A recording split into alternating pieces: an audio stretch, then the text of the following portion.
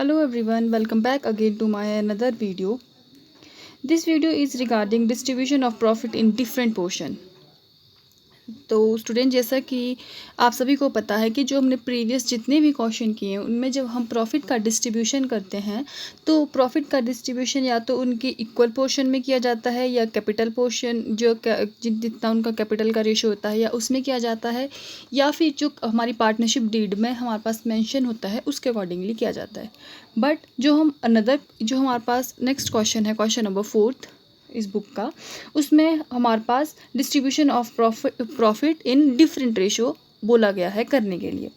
तो अगर आप लोग इस क्वेश्चन को ध्यान से पढ़ेंगे तो आपको पता चलेगा कि हमारे पास ABC 3 पार्टनर्स हैं फर्म के, and they agree to distribute profit up to 20,000 as 50, 30 and 20% respectively and above it in equal portion. जो 20,000 तक का हमारा प्रॉफिट होगा वो हम 50, 30 और 20 की रेशो में डिस्ट्रीब्यूट करेंगे, और जो उससे ज़्यादा जितना भी हमारे पास अमाउंट बच जाएगा वो हम उनको इक्वल रेशो में डिस्ट्रीब्यूट करेंगे।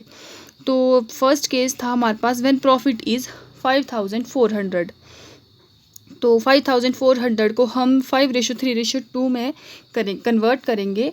तो इसको कैलकुलेट करने के बाद हमको पता चलेगा कि ए के हिस्से में 2,700 रुपीज़ आएंगे, और बी को अगर जब हम इसका बी का जो पोर्शन है वो 30% है, तो इसको कैलकुलेट करने के बाद हमारे पास जो अमाउंट गिवन होगा वो होगा 1,620 रुपये। और वैसे ही हम जो हमारा सी पार्टनर है उनके जो हिस्से में वो 20% अमाउंट आएगा प्रॉफिट का, और प्रॉफिट है हमारे पास 5,400। तो इनके पास आ रहा है 1,080 रुपये।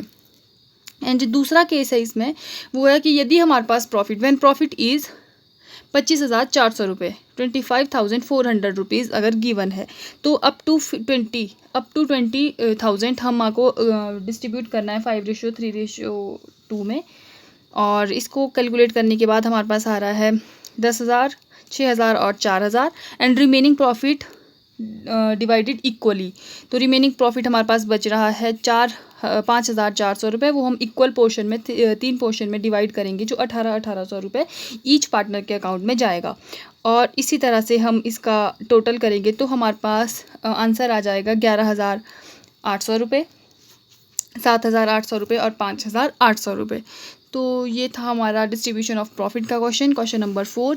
यहाँ पे मैंने वर्किंग नोट भी बनाया है, तो वर्किंग नोट में भी आपको पता लग जाएगा। 20,000 का 5% 10,000, 20,000 का 3% 6,000 और 20,000 का 20% के हिसाब से 4,000 रुपये। और 5400 को मैंने 3 भागों में इक्वली डिवाइड किया, तो 1,800 मेरे पास गिवन हो गया है।